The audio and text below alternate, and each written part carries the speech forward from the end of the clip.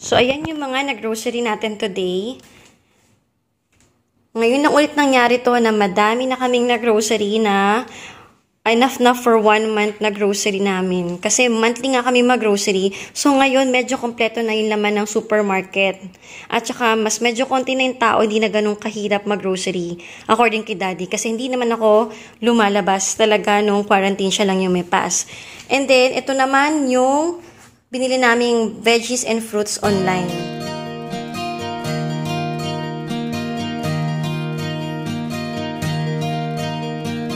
Hello guys! Welcome back to my channel. And if you're new here, welcome po sa aking channel. Thank you for subscribing. And if you haven't subscribed yet, please hit that subscribe button. And hit nyo na rin po ang notification bell para hindi nyo po ma-miss out ang aking mga new videos every week. So today po, after almost 3 months, 2 months and 3 weeks na hindi po ako lumalabas ng bahay, ay nakapag-grocery po ako today. So actually, hindi ko pa gusto mag-grocery sana today kasi natatakot pa rin talaga akong lumabas kasi feeling ko talaga na kami ni Daddy, feeling namin na napakahina na ng immune system ko kasi marami na akong sakit na kasi vulnerable ako dahil I have hypertension and kung ano-anong mga nararamdaman ko ng sakit.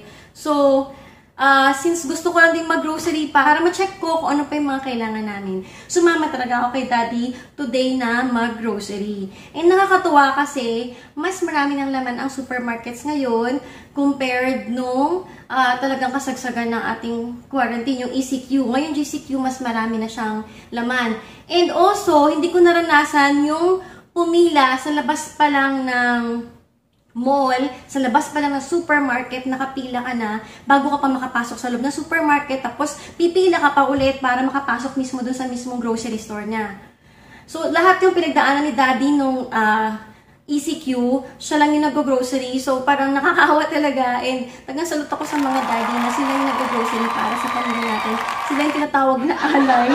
Diba yun ang biro ngayon na yung mga lumalabas sila yung alay. Salute ako sa mga Daddy na sila yung nag-grocery pero ayun, tawag sa cellphone, tingin sa listahan, kailangan i-check kasi syempre hindi nila alam kung ano yung pwede nang i-substitute doon sa list ng grocery natin na wala naman di available doon sa supermarket. So si Daddy pag uwi din yan, pag tinanong ko, bakit walang ganito, bakit walang ganito? Walang stock, walang ganito. Tapos nabili niya ibang ingredients, yung iba hindi nabili. So hindi ko pa rin malulutuin, dapat kong lutuin kasi kulang naman siya. So ayun, kahit gano'n, salute tayo kasi napakahirap po nung ginawa nila na pagpila pala ng ilang oras.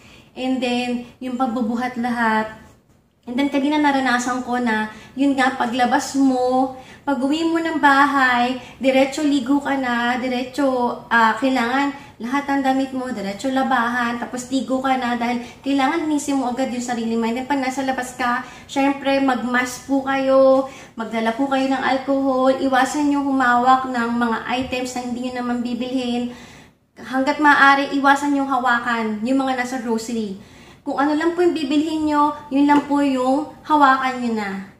And then, syempre, mas maganda rin kung may list na kayo para mas mabilis.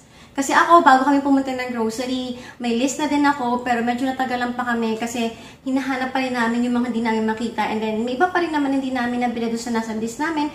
Pero this time, mas medyo kompleto na po yung grocery namin. Ito na yung talagang monthly grocery na ginagawa namin. May hirap nang magligpit ng grocery at mas pinahirap pa ngayon dahil sa bago nating normal. Yung new normal tinatawag na, syempre pag nag-grocery ka ngayon, hindi na pwede na pagdating nito sa bahay, dadalhin mo na yung plastic sa loob ng bahay and then diretso na sa inyong mga pantry or kung saan yung mga cabinet. Hindi na ganun ngayon guys. Kailangan yung mga gin-grocery nyo, either maghintay sa labas, hindi naman mabilis mapanis or kung ano man, maghintay mo sa labas ng bahay ng mga 3 days or ipasok nyo sa loob ng bahay, isa-isa nyo i-disinfect.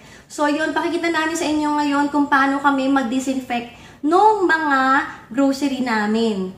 As in, isa-isa po, pinupunasan namin siya ng alcohol or mga, kung may disinfectant wipes kayo, yun ang gagamitin nyo. Isa-isa talaga. Sabihin na natin na arte ba? Yung term, hindi po siguro eh. Hindi siya arte. Nag-iingat lang po tayo para sa mga mahal natin sa buhay. Kasi syempre, unang-una, mahirap pong magkasakit yung mga bata. And then tayo din, pag nagkasakit tayo, kawawa naman po yung mga anak natin.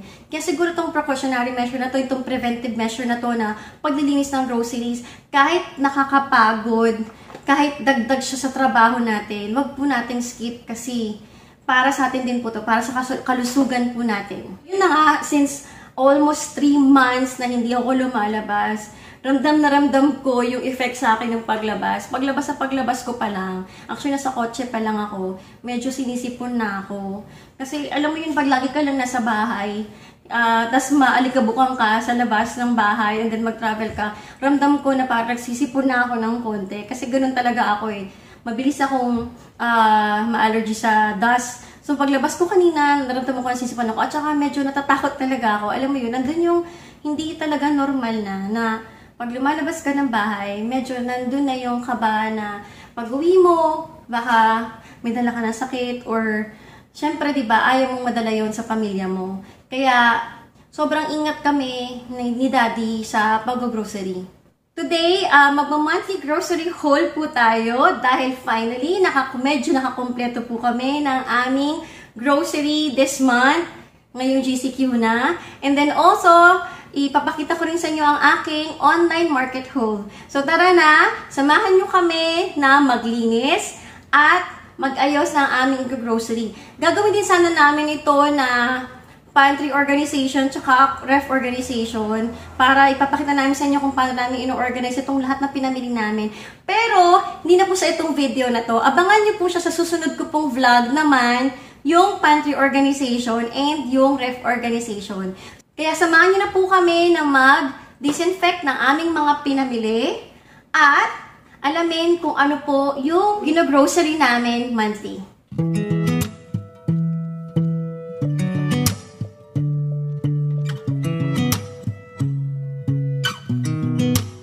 I sound really fine. 아무렇지 않은 척 아무도 모르게 조심하는데 또 티가 났나 봐. Sound really fine. 너와 함께 했었던 시간이 길었어. 나 봐, 난 네 옷을 또 보고 있어. Hey, hey, yeah, yeah. I can control. Ganito na naman kami mag-disinfect. So, yung mga talagang canned goods, kailangan mo sprayan yung ng alcohol sa isa. Or kung meron kayong mga wipes, na disinfectant wipes, yun ang i-wipe nyo. So, nag-spray kami ngayon sa tissue. Then, saka namin siya i-spray isa-isa. Or kapag yung mga canned goods, sprayan mo siya diretso, tsaka mo pupunasan. Pag ganito naman na, meron na siyang lalagyan, so, ang ginagawa natin, ang hirap. Hirap. So, bubuksan mo siya, yung packaging niya, tapos, itatapon mo na lang siya doon sa malinis sa side. So, bali itong counter namin, itong side kami, dito yung mga hindi pa namin nadidisinfect. So, yung other side, yun yung mga nalinis na namin. So, ito na yung mga nalinis namin so far. Yun lang, kaya matrabaho, pero kailangan nating gawin. So, pati yung mga may cartons, spray pa din, pero kung kaya yung tanggalin yung laman, pwede yung tanggalin na yung laman. So, ayan yung mga juice ng mga bata.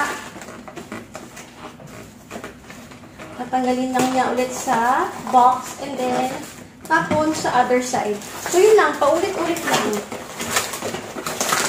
So, magastos sa alcohol, magastos sa tissue, but mas okay na to. Mas sigurado tayo na malinis yung mga packaging. Mahirap magkasakit. Sa hospital ka lang mag-isa.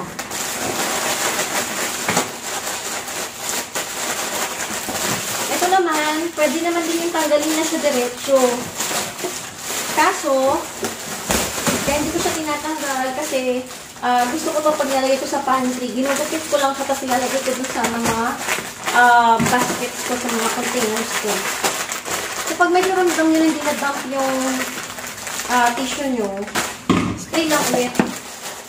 Kahit sa frozen, Yung mga packaging pa rin niya, pinupunasan pa rin namin. So, ganun lang guys. Nakakapagod, pero kailangan gawin. I miss you, baby.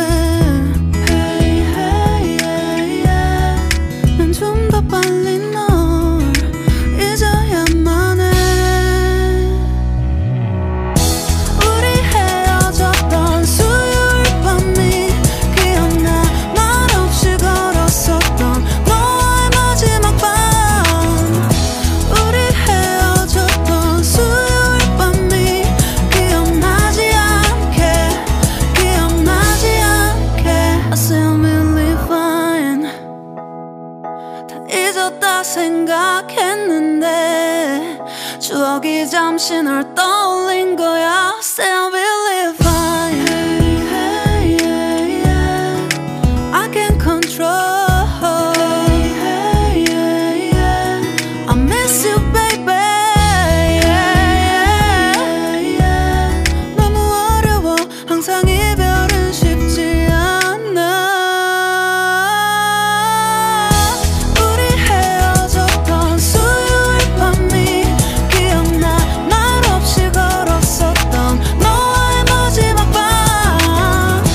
우리 헤어졌던 수요일 밤이 기억나지 않게 yeah. Hey, hey, yeah, yeah. Hey, hey, yeah, yeah. Hey, hey, yeah. 수요일 밤이 기억나지 않게 우리 헤어졌던 수요일 밤이 기억나지 않게 yeah. Hey, hey, yeah, yeah. I can't control. Hey, hey, yeah, yeah. I miss you, baby. Hey, hey, yeah. 수요일 밤이 기억나지 않게 So, ayan na. Tapos na tayong maglinis ng ating mga groceries. So, I'll walk you through kung ano yung mga laman ng pantry namin. Ano yung mga gino-grocery namin monthly. As I've said, monthly kami kung mag-grocery, kaya ganyan kadami yan. And then, kung may mamatitira naman dyan, mababawas lang yan doon sa next namin na i-grocery next month. Iwas na yung lumabas ng madalas, kaya kung pwede na yung mabibili namin, bibilihin na namin. Meron tayong cling wrap, syempre yung napkin, dahil yung mga girls ko ay dalaginting na, kaya madami. And then may mga nabili akong organizers. Ito, ilalagay ko to sa ref. Sa baba na drawer, bala ko siya doon ilagay. Meron pang iba, so makita ko sa inyo later. And then, tissue, paper towel, rice. Actually, jasmine rice yung lagi namin binibili. Pero ito yung binili namin ngayon, yung long grain rice. Sana magustuhan din ng mga bata yung lasa. And then, feminine wash. So, itong Downy na bago, yung Downy na hypoallergenic. Meron pa ako Fabcon, pero gusto ko siyang itry, kaya bumili ako ng isang maliit.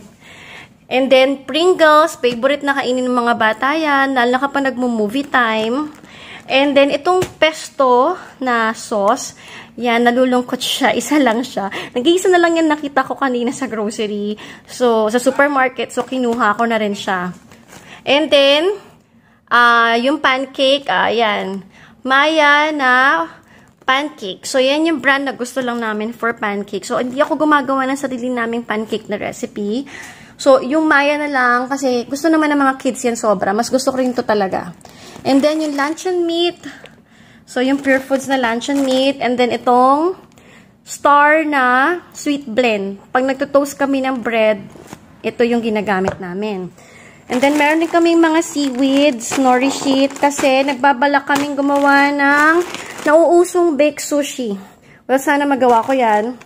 Kasi parang takam na talaga ako sa baked sushi na yan. And then, yung mga noodles naman namin, pasta.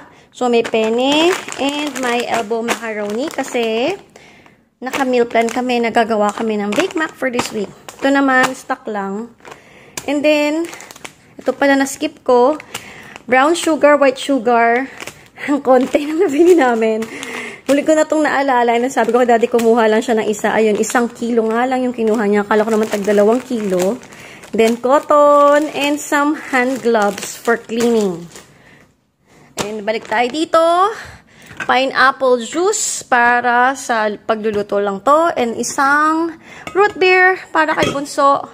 And then, pork and beans. Argentina meatloaf. So, try namin kung magugustuhan ng mga bata yan. Food coloring for baking. Gusto namin gumawa ng red velvet. So, bumili ako ng food coloring. And then, century tuna. Madami talaga. Mahilig kami kumain ng tuna. And then, yung oil. Coconut oil na Baguio. Tapos, ito yung ginagamit ko na spaghetti sauce. Yung Fiesta na sweet with parmesan cheese. Tapos, baking soda, pang baking at pang linis. Yes, pamikit ang paninis ang baking soda. And then, milk at saka cream. So, marami akong baking na magaganap this week, kaya kailangan ko ng mga pang bake.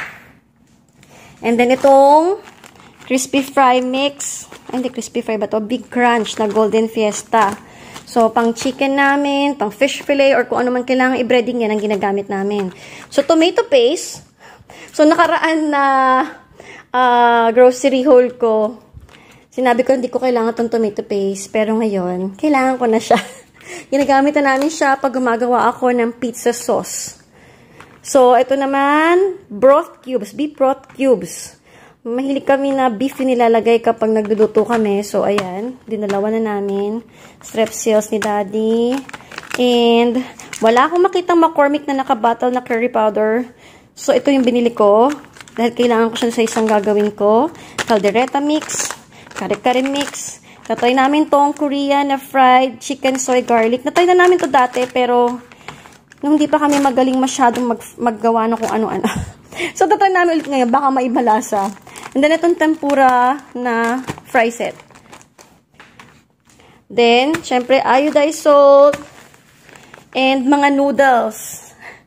Nagdalawang batch kami ng bili, kaya medyo madami kaming noodles ngayon. Siguro good for 2 months na itong noodles namin. Tignan natin. So, itong pansit canton na calamansi. At yung isa naman na chili. Ayan. And then, itong quick chow. Na-try ng mga anak ko to, nung binigyan kami ng ayuda. Ano ba tawag doon, Daddy? Ayuda? Hindi, ano sa English yun? Ayos. Hindi, nung binigyan kami ng barangay ng ayuda. Ano naman yun? Baka di sumitindahan ng mga nag-English, oh. Masabi nga kami ng barangay ng ayuda, may 2 noodles lang, 2 noodles sa quick chow, tapos rice. So, tinry namin yung quick chow, nagustuhan nila, so bumili na kami ngayon. So, first, yun lang yung first time na matry namin siya. And then next, itong Nissan ramen. Ang gusto talaga namin itong seafood, spicy seafood. So, kaming lahat, itong spicy seafood. Assistance. Ayan, tama. Barangay assistance tawag doon, yung ayuda. Tapos, itong creamy seafood naman, para kay Bunso, kasi hindi siya mahilig sa spicy. Actually, gusto niya ng lasa ng spicy, pero hirap na hirap siyang kumain. Talagang, mas marami siyang naiinom na gatas or tubig kapag kumakain kami ng spicy noodles sa to. So, kawawa naman. So, binili namin itong hindi spicy. Then, itong Alaska na fortified na milk powder. Ginagamit ko naman to for champurado nila and for baking also. Tapos, itong spicy chicken na yakisoba. Yan, favorite namin yan. Pero as much as possible, iniiwasan talaga namin kumain ng noodles. Pero hindi naman halata, diba? Parang ang dami namin talagang noodles ngayon. Natuwa lang kami mabili kanina dahil mas marami ng laman ang supermarket ngayon. And then ito, yung curry na ramyun. Nakita lang namin mahilig kami sa curry, so itatry pa lang namin siya. And then ito namang Nongshim na Shin ramyun.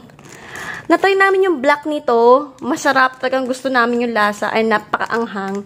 So, tatry naman namin tong isang to kung papasa rin doon sa lasa namin. Kung okay din siya. Kung pareho lang ng isa. Kasi mas mura-mura to eh. Yung isa kasi, isang pack niya. Isang piraso lang, 100. Ito, 225. 5 na yung laman. So, sa likod niya, yung lasagna noodles. So, like yung ginagamit yun sa chicken lasagna, chicken spinach lasagna na shinare ko sa YouTube ko. If you haven't watched it, panuorin niyo po kasi maganda yon na makapag-introduce kayo ng veggies sa anak nyo, hindi nila mamalayan. So, yun, nilagyan ko ng spinach yung chicken lasagna and kinakain ng mga anak ko. Gustong-gusto nila. Hinihingal na ako. Ang dami pa nila. So, next naman, yung sterilized milk na Bear Brand. Ayaw nila ng milk na tinitimpla. So, ayun. So, ganyan pa na binibili namin. Magastos. Kaso, kailangan ng bata ng gatas. So, next, itong stick-o. So, dito tayo sa section na to. Puro mga halos snack ng bata to. So, sa likod, so may isa kaming soft drinks. So, isa lang, diba? Ang bait namin.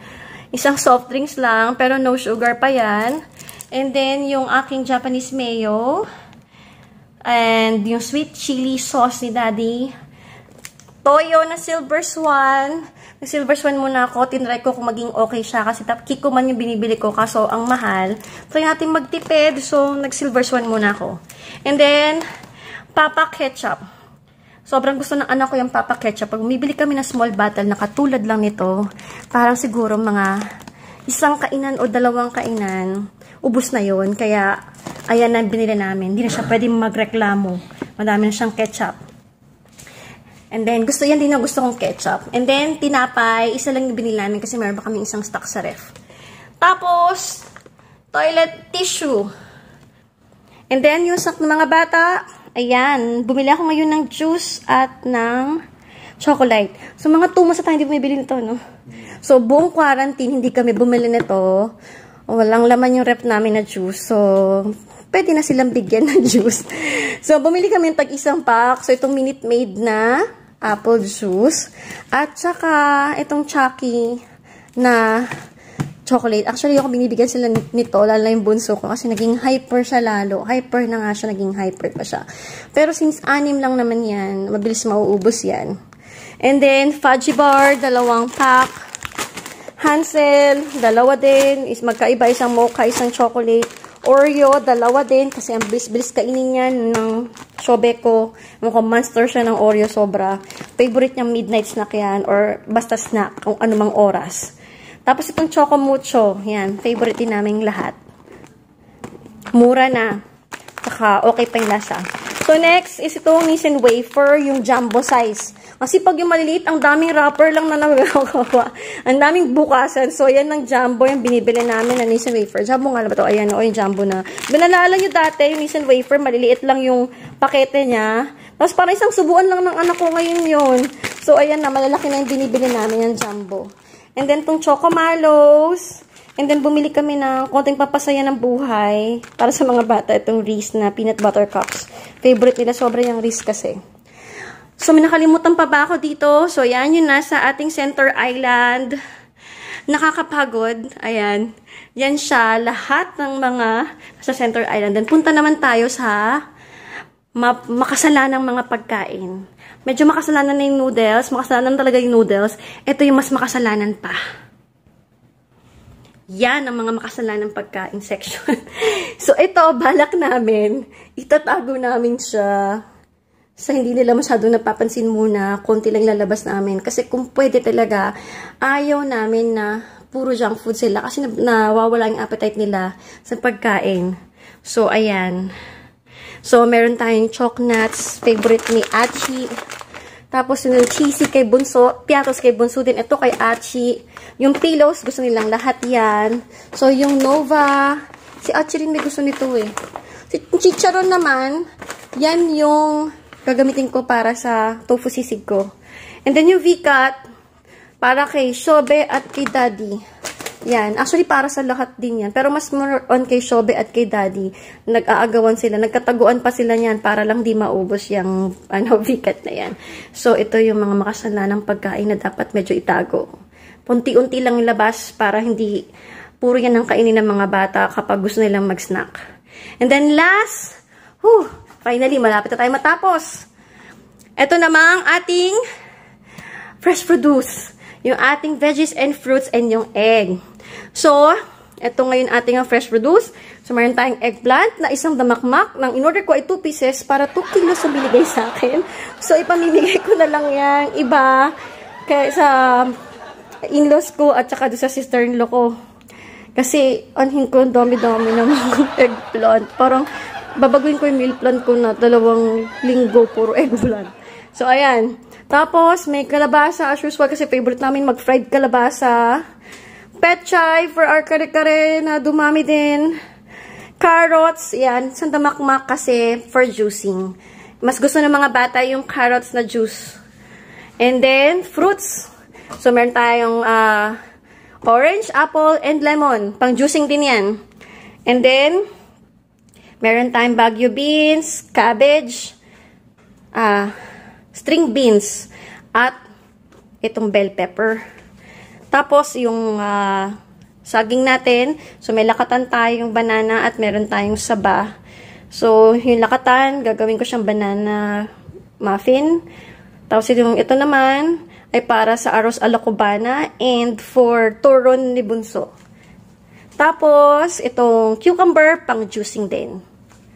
And then, may patatas tayo, sibuyas, kalamansi, and madaming itlog. So, yung itlog is 2 tray plus isang dosena kasi akala ko hindi ma-deliver pa itong mga in-order ko online market siya. In-order ko. Akala ko hindi pa darating since gusto ko na mag-bake bukas. So, bumili ako ng isa pang box sa supermarket din. So, yan. Dumami na siya sobra. So, yan lahat ang ating online market and supermarket grocery haul. So, ayan na po. Gusto ko siyang ayusin sana at papakita ko sana sa inyo. Kaso, pagod na ako. And then, siguro sa ibang video ko na lang gagawin yung pag-aayos ko sa kanya sa ref at saka pantry. So, mag-ref and pantry organization and tour ulit tayo. So, bukas ko na ilalagay ito. Ay, actually, meron pa pala. May mga kasama pa tong frozen. Nilagay ni daddy sa ref ng napakagandang pagkakalagay. Ito. Diba ang gulo-gulo? So, meron pa.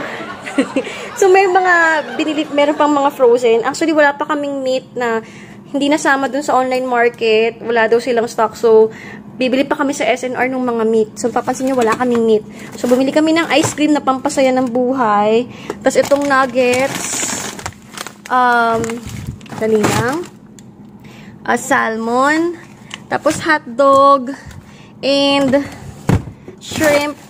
At saka, ano pa ba natin? Shrimp. Yun lang. Saka, crab stick. Saan ba yung crab stick natin? Andito. Ito. So, yan. Tapos, bumili kami ng wrapper ng lumpia. Ito, yan, lumpia wrapper. Mga cheese sticks. Hindi ko mahanap kung saan niya tinago yung cheese stick. Wala. Wala eh. Ito, cheese sticks. Ito yung cheese sticks. Binili ni daddy. So, kasi nag-ayos kanina para may pasok lang para hindi na, para ma-ref ka agad. Tapos, bumili kami ng pizza crust. And then, itong spring roll wrapper. Itong rice paper. Bumili ako. Kasi para makapag-crab and salad roll sana. And, yun lang. So, that's it for today, guys. Thank you so much for watching. Sana na-enjoy niyo po ang aming monthly grocery haul and online market haul. Abangan niyo po sa susunod kong vlog ang aking pantry and ref organization. See you in my next video. Bye!